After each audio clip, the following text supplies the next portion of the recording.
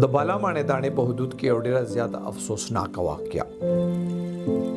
د لو میرج نه اخره کې بیا څه جوړ شو. دې ښځې خاوند یو ځل مخکې هم د دې ښځې د پانسي کولو کوشش کړی و. د دې مقتولې جینۍ مور او پلار د قاتل خلاف کاروایی نه ولې انکار وکړو. بسم الله الرحمن الرحیم. السلام علیکم ګرانو مرګرو، زه یم کیسر خان او تاسو ګورئ کرایم کہانی. دا نننۍ رپورټ چې کوم دی دا ډیر زیات عبرتناک دی، خاص کر هغه جنکو د پاره چې کومې جنکې خپل کور پریدي او د چا په خبرو کې راشي او هغه سره د کورونو نه وتښتي. دې کې د هغه جنکو د پاره یو ډیر غټ سبق دی. دا د 4 اپریل واقعه وه چې د بالامانې تاڼې پولیس ته اطلاع ملو شو چې د هغې په علاقې کې یو ورکوټ شانتي کور دی او په هغې کې د یو زنانه لاش پروت دی. کله چې پولیس وایي چې کله دې لاړل نو هلته د یو زنانه لاش پروت و چې هغې له پانسي ورکړی شوی و، د هغې په بدن باندې تشدد هم شوی و. هغه لاش سره چې کم سړی موجود و نو هغه وایي چې یاره دا زنانه د ده یو رشته دار دی، د هغه نوم دی معراج، دا د هغه ښځه ده. دی چې ورته وایي چې معراج څه شو نو دې کس پولیس له بیان ورکړو چې یاره دی معراج دې کره رالو او د زنانه حالت ته یې وکتل نو معراج ته یې وایي چې دا ښځه خو دې مړه ده. نو معراج ورته وایي چې نه یاره دا مړه نه ده، دا څو ورځې ما داسې په وهلې وه نو هغې په وجه باندې طبیعت خراب دی. دی وایي چې کله ورته ما ووایي چې دا خو مړه ده او زه پولیس ته وایم نو وایي چې زه کله پولیس پسې لاړم نو دې دوران کې چې کله پولیس بیا راله دې دوران کې معراج تښتېدلی و. د پولیس ته وایي چې یاره دا د معراج ښځه ده، د دې تعلق چې کوم دی د مانسهرې اوږي علاقې سره دی. د دې یو لورم شته د 3 میاشتو، هغه رشته دارانو کړه. بیا پولیس د ښځې د لاش راوچت کو دی، پوسټ مارټم دپاره ولېږلو مردخانې ته او د معراج تلاشي شروع کو او ډېر زر یو 100 غنټو کې معراج گرفتار کو. پولیس وی کله چې دی بیا معراج گرفتار کو او داغه نه د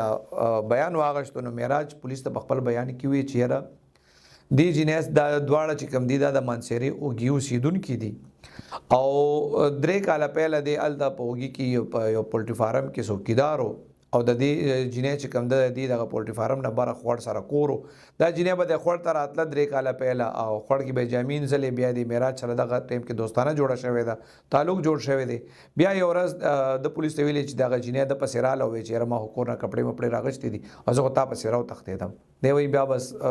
زما خوښه وه. په دې دواړه بیا راغلي دي پېښور ته، دلته په کرې کور نیولې ده، محنت مزدوري کوله، بیا مزدوري نه وه، بیا دې ځنې پنډۍ ته تللي دي، هلته یې څه وخت تېر کړی دی. اوس 100 میاشتې پهله راغلي دي بالامانې کې د یوې کمرې کور په کرې باندې نیولې دی. د 1200 د چېرته کارخانه کې ملازم و معراج، 1200 روپۍ ورځ به یې اخیسته. د دې د 3 میاشتو بیا یو لور هم شوې وه. معراج پولیس ته ویلي دي چې یاره د 2 اپریل باندې د سودا پسې کور نه وتی او د ده واپس یې کې چې کله دې کور ته راتلو نو ده ته شک وشو چې دی د کور نه هلک راووته. دی چې کور ته رالو بیا د خپلې ښځې ته ویلي چې هلک څوک و، هغې ویې ته دلته څوک نه دی راغلی. دې ښځې خاوند په دې باندې جنګ جګړه شوې ده او ده دا خپله ښځه چې کوم ده دا راګیره کړې ده. معراج په خپله پولیس دا بیان کړی چې دا ښځه مې راګیره کړه او دې له مې په مرۍ کې پړی واچولو، پانسي کوله مې ومې وهله خو بیا هغه بېهوشه شوه. دی وایي بیا د بوتله زر 1122 والا ته کال وکړو، بیا هسپتال ته بوتله. هسپتال کې وله ډاکټرانو فرسټ ایډ وکړو نو یې ورته ویې چې یاره دا بچ شوې ده، مړه نه ده او دویانې مویانې ورته لیکلي او دې را رخصت کړي دي. کله چې بیا هسپتال کې دا خبره شوې ده نو پولیس تللی دي، دا معراج یې گرفتار کړی ده. بالامانې پولیس وینا دا ده. خو کله چې دا ښځه بیا دې د کور ته بوته نو د ښځې بیا پولیس ته وایي چې یاره زما خو دلته نور هېڅ څوک هم نشته، زه خو داسې معراج سره د خپل کور نه راتښتېدلی یم، دلته زموږ څوک نشته، بس زه د خلاف څه کاروایي نه کوم، معراج دې را پرېښوستی شي. نو پولیس وایي بیا معراج مونږ پرېښیو او معراج هم وایي چې یاره بیا د دې ښځې له د دې یېرې نه دوباره هسپتال د دې طبیعت خراب شوی هسپتال د دې یېرې نه بوتله چې هسې نه چې بیا پولیس ونیسي نو بس د وایي چې کور کې به ټیک شي، خو هغه ټیک نه شوه، دغه دې مړه هم شوه. دې حوالې سره بیا پولیس نه چې کوم مزید ما تپوس وکړو چې یاره د جینۍ فیملی راغلې ده نو پولیس وایي بیا د دې جینۍ فیملی پسې دې جواب وکړو، راله د دې جینۍ پلار هم رالل، نور رشته داران هم رالل. ای پولیس ته وایي چې موږ د دې قاتل خلاف هېڅ کاروایي نه کوو.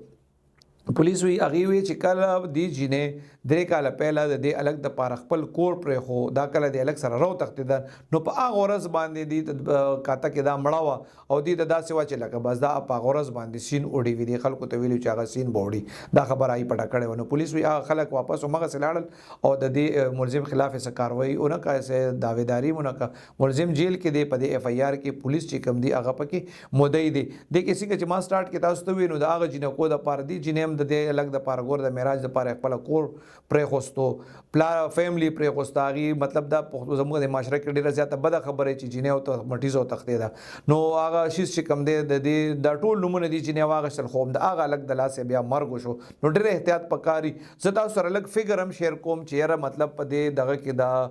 سونه کسان جنکه چې کوم دی هغه تختیدلې دي په دې 13 کال کې 2024 کې د پیښور نه مجموعي طور 41 جنکه چې دی دغه سي د الکانو د پاره خپل کورونه پریخي او هغه سره تختیدلې وي دا فګر چې کوم دی ډیر زیات ته خدا هغه کیسونه دي چې دی کې اف ای آر شوی دي ځکه چې په داسې کیسونو کې اکثر خلک د خپل شرم پردې د پاره اف ای آر هم نه کوي بس خبره مطلب څه طریقې سره رفع دفع کی څنګه چې ماته استوي د پیښور مختلف تاڼونه 41 جنکه چې کوم دی هغه دغه خلکو سره تعلقونه جوړ شوی او به کورونه پریخیو د کې د پیښور کې د ټول ازیاتي جنکه چې په 2024 کې تختیدلې وي هغه د فقیر آباد تانه د حدود نه تختیدلې وي او جنکه چې دی داسې خلکو سره تختیدلې سو کنو تانه حدود نه 15 جنکه داسې تختیدلې وي د مخکې به سوخ پهله بداسو چې د جنکه به خلکو دوکه کې وته وي چې واده د سره کوم نزدي بو سره تختیدې خو اوس د خزو تعداد هم رس پورز اضافه پکې کیږي چې کوم واده شوی دي او د بچو موریان دي هغه نه باوجود هغه د خلکو په خوغو خبرو کې راشي خاوندم پری دي د خاوند کورم پری دي